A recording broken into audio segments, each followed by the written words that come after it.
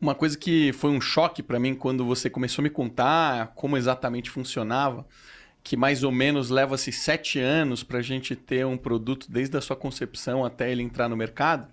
E você tinha acabado de concluir um MBA na FGV, que foi o MBA para CEOs, não foi isso? Foi. E você introduziu algo que eu acho que vocês nunca tinham feito, que foi o planejamento estratégico, né? Então vocês fizeram um planejamento estratégico de 4 anos. Conta um pouco sobre isso, porque isso completou no ano passado, se eu não me engano, né? Esse planejamento estratégico de 4 anos completou no ano passado. Eu queria que você contasse como foi esse processo de construir esse planejamento estratégico e o que deu. Que legal. Eu gosto muito de falar sobre isso porque eu acho que essa é uma das maiores conquistas da minha carreira, assim, né? Que eu tenho muito orgulho. Realmente, tudo nasceu deste MBA que eu fiz para CEOs e antes um pouquinho do MBA de um dos processos de coaching ao qual eu me submeti ao longo da minha carreira, que foram vários, porque quando o seu chefe é o seu pai, né? Eu acho que você precisa de ajuda externa para receber feedback, para ter uma orientação um pouco mais realista, né? Então, eu passei por um desses processos de coaching que me indicou passar por esse MBA para CEOs e que logo na sequência eu batalhei bastante para que a gente implementasse esse planejamento estratégico. Por quê? Teve um cara que marcou muito a minha vida, que é o Maércio Rezende. Eu tenho um carinho, uma admiração imensa por ele. Ele é professor da FGV? Ele é professor da FGV e a aula que eu mais gostei no MBA foi a dele. Porque o MBA, como o próprio nome já diz, é para preparar CEOs que ou já estão na posição ou já estão em vias de, né? Então a gente só tem ali de diretoria para cima, só cargos mais estratégicos. Então o networking é super rico, enfim. E tem um pouco de tudo. Tem gestores de multinacional, gestores de companhias nacionais, tem fundadores, tem outras gerações, como era o meu caso. Eu lidei ali com segunda, terceira geração. Então a troca é muito rica. E são vários módulos, a gente discutiu sobre liderança, sobre inovação, sobre uma série de questões, mas a aula que mais me marcou foi a do Maércio, porque ele entrou na sala e ele falou, bom, vamos entender então o que é o papel do CEO. Eu falei, pô, graças a Deus alguém vai me explicar, porque eu tô aqui há dias, né?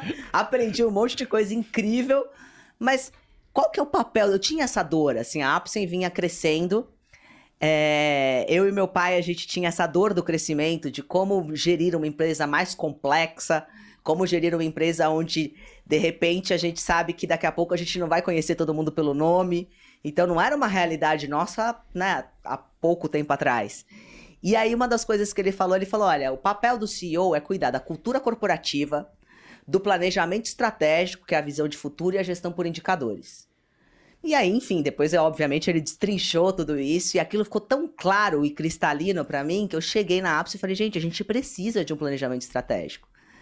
É claro que hoje a gente sabe, e no seu universo talvez seja muito mais complexo fazer uma visão de futuro, no mundo bunny que a gente vive, é quase impossível você ter uma visão de 5 anos. O que é o mundo bunny? Mundo bunny é um mundo frágil, ansioso, não linear e incompreensível, né? É o que estudiosos dizem que é o que a gente está vivendo agora. A gente veio de um mundo que eles chamavam de VUCA, que era um mundo volátil, ansioso, e agora a gente partiu para esse mundo bunny. Então tudo é muito rápido, tudo é muito incerto, e aí, claro, ter uma visão de futuro para algumas áreas, como a tua área, que apesar de ser da saúde também, mas é uma área que envolve muita tecnologia, que envolve... É diferente da realidade de uma indústria farmacêutica. Então, se a gente tem ciclos de inovação que são tão longos, para a gente não só faz muito sentido, como é necessário ter uma visão de futuro, pelo menos de 5 anos.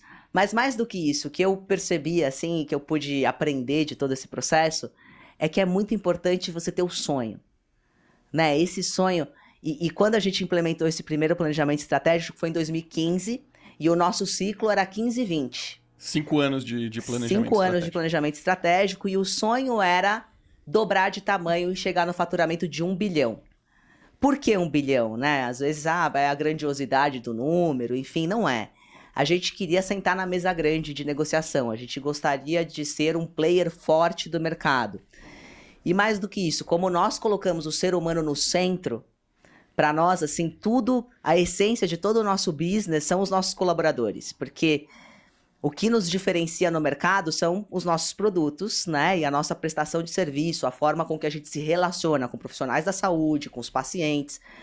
Mas tudo isso só é possível em essência porque lá atrás existem os colaboradores. Então, o nosso sonho também é crescer para que a nossa nação azul cresça, para que a gente tenha cada vez mais colaboradores e para que, como consequência, cada vez mais produtos, cada vez mais participação de mercado, né? Então, acho que esse sonho de futuro, para a gente, ele foi muito importante.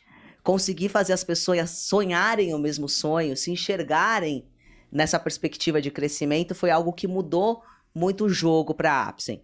Mas, claro que também ele foi importante para que a gente estruturasse um portfólio, que a gente conseguisse enxergar, ok, a gente está caminhando para estruturar algumas especialidades, para necessitar de algumas expansões.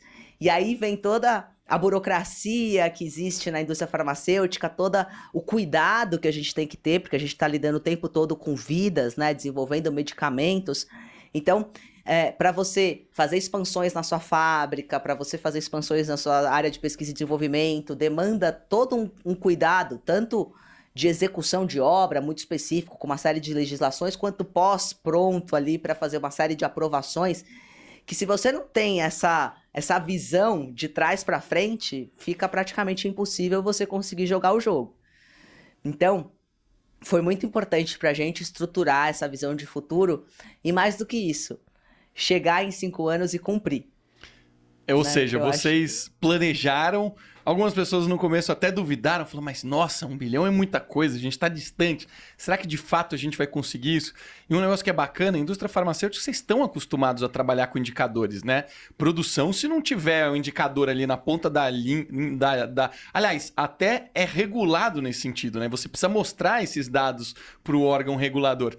Então não é que vocês não viviam nesse mundo, vocês já viviam nesse mundo, mas vocês transformaram a cultura de uma maneira tão impactante que vocês setaram um sonho para todo mundo, um sonho que não era só de número, né? Não era só chegar no faturamento, era como é que a gente ajuda mais pessoas, porque ao crescer, vocês estão melhorando a saúde de mais pessoas, vocês estão contratando mais gente, vocês estão alimentando todo um ecossistema de fornecedores, de parceiros que vocês trabalham juntos, que hoje chega aí numa empresa de 1.600 colaboradores, não é isso? É isso mesmo. É isso mesmo.